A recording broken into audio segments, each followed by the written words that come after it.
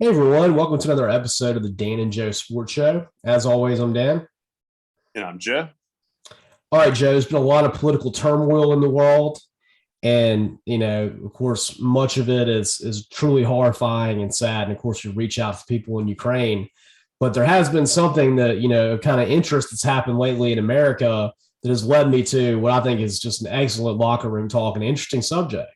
And of course, our locker room talks are always brought to you by our fine sponsors, Hunter and Ginger Harrelson. It was getting a little bit warmer and it was going to be nice to go down to the beach in Orange Beach and Gulf Shores. All of a sudden, we have this weird cold front that hit that busted out tornadoes and everything.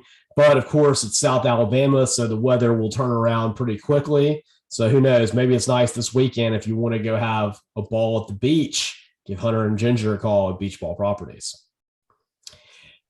And Joe, that leads me into I was talking about some interesting trend that's happening in America. A lot of big time American companies are pulling out of Russia now. Yeah, I just saw the story that made me think about this was McDonald's has shut down every single Russian restaurant that they have, which, you think about it, if you're an average, ordinary, regular Russian citizen, I'm sure that it bothers you that America and other European countries are not buying your oil. But when you think about it, when you're really hungry and you want that Big Mac and you can't go there anymore, it's going to be pretty upsetting. And you're going to start thinking, man, is this war really worth it? I don't even know why I'm doing this. Why is everyone in my family doing this? Of course, you probably don't even feel like you can have those thoughts there, but this leads to other things. So that led me to think, what are things that Dan and Joe, if we were Russian citizens right now and we couldn't have it anymore, what would really make us question this war and be highly upset with our government? And so, Joe, we kept things that we think are probably, American companies that are in Russia and some that have removed. And the first thing that I thought about, Joe, is, frankly, I'll admit it, I'm lactose intolerant and it's hard for me to eat things that are dairy, but I choose the things that are good. I suck it up. I take my pills. And one of them that no matter what, I'm always down for, and it's always worth it is, if you had a rough day, maybe a long week, you get that Pizza Hut stuffed crust, just pepperoni. Don't make it confusing. It's just very basic. That's a good thing. It is never changed. Other people put the stuffed crust out there, Papa John's, perfectly fine, but the Pizza Hut one really is the best one. It's what I'm used to. And if I couldn't have that, if that was taken away from me, that would really make me question a lot of things, Joe. Yeah, that'd be a tough one. I mean, that's a classic, the Pizza Hut stuffed crust pizza. And I've always loved the fact that it comes only in large because that's exactly what I want is the large size every time. Yeah, you don't want a small stuffed crust. Yeah, I like that a lot. Staying in the food realm, the first one I'll go with is Subway. That's something I eat a lot. Like when it comes to fast food, I've kind of tried to, over the years, switch off a little bit of the greasy fast food as much. And so Subway is a go-to for me. I love going through the Subway drive-through or just going in and eating the sandwich and getting my refills. And so I would definitely miss Subway a lot. I get that, Joe. There was a time when I was a big Subway person. Had personal experiences that have led me elsewhere, but you know what great shows make? For debate. We can talk about Subway in a debate on another show. All right. The next one that I have, Joe, is Netflix. There's so many great shows on Netflix. From all the movies that you could ever want to watch to all the original programming they have now. I mean, suddenly you got Oscar-winning movies that are Netflix movies, original shows, Orange is the New Black, Bridgerton, all these things that are Netflix shows. They're huge deals. And suddenly, if that's taken away from you, and I don't know, you have to watch videos of army marching and stroganoff making. I'm not really sure. I'm just trying to think of things that could be controlled, media that you have to watch. Be kind of upsetting. No, it really would be. And something I would also miss, in the realm of sports is ESPN. Maybe in these days, I don't watch ESPN quite as much as I used to because you have, Fox Sports, and it's also easy to pull up, highlights on YouTube at the drop of a hat. But ESPN programming is still something, that is nostalgic and also enjoyable. Absolutely. I mean, you think about it like I know it was on NBC, But something that, Russian athletes are usually great at is Winter Olympics. You miss out on a lot of that. You think about the X Games. That's something that's on ESPN, and that's something that features a lot of Russian athletes, and they're not going to be able to watch things like that if you take ESPN away, and that's going to be upsetting. And, you think about stuff like tennis. I mean, most of your major tennis tournaments, I'm pretty sure all of them actually. I think Wimbledon, the U.S. Open, French Open, Australia Open, I think they're all on ESPN.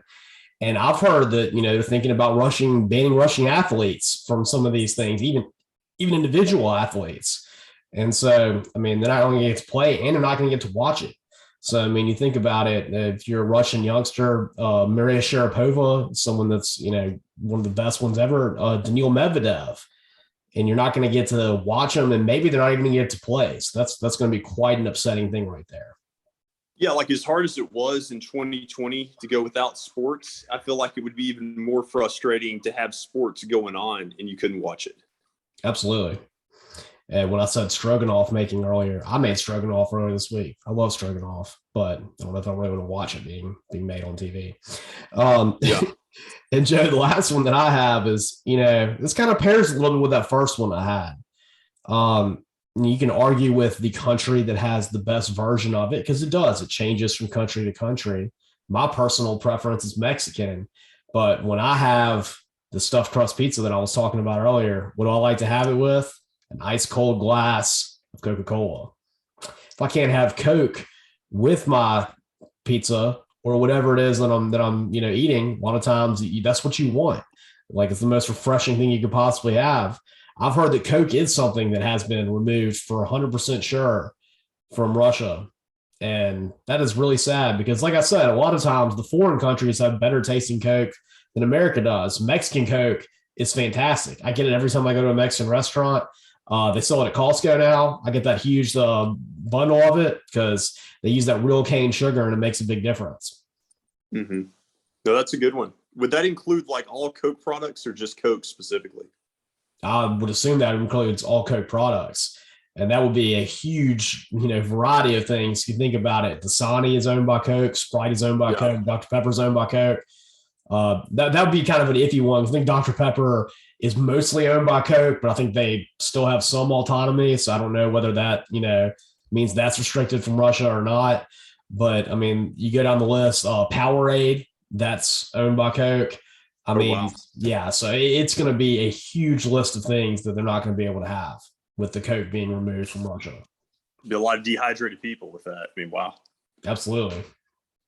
Yeah, the last one for me is Nike. You think about a name brand apparel and just, shoes and everything. Like, there's just so many combinations there. Like, it's more than just clothing. It's pretty much, a lifestyle in many ways. Nike can be like, just an identity. Well, yeah, I mean, you think about it like, you're not just shoes, but they are the biggest shoe manufacturer. You go to Dick's Sporting Goods, about 80% of those shoes there that you're looking at are going to be Nike shoes. Mm-hmm. Suddenly those are all off the market. And, to be honest, I mean, I'm sure there are tennis shoe brands that I can think of that are foreign-based brands, but I can't think of any off the top of my head right now. Mm-hmm. So, you're going to lose out on that. And that's going to definitely restrict that market. And you're right, all the clothes, I mean, all the workout clothes that you lose out on with Nike, cleats, any kind of sweatpants, all the dry quick shirts. And so that's going to be a big loss right there. I guess Under Armour would be the only person happy or company happy. Right. I mean, you think about it, maybe a debatably evil move, but if you ran Under Armour, you might want to not remove it because suddenly you got a huge market share right there. Right. Absolutely. But yes, so that would definitely be a big one. Plus, what if you're a Russian citizen who loves Oregon? You can't wear one of their 1,000 uniform choices when you watch one of the football games. That's true. All right. With that said, I don't think we're close to 1,000 episodes yet now, but we have a lot of them. So please check out all of our episodes on Spotify. And over the last couple months, we put a lot of them out on YouTube, including one we had a couple weeks ago with ESPN and the SEC Network's Cole Kubelik. You can also catch all of our episodes on Spotify. And then, of course, you can like our Facebook page and then follow us on Twitter at DJ Sports Show. And as always, I'm Dan. And I'm Joe.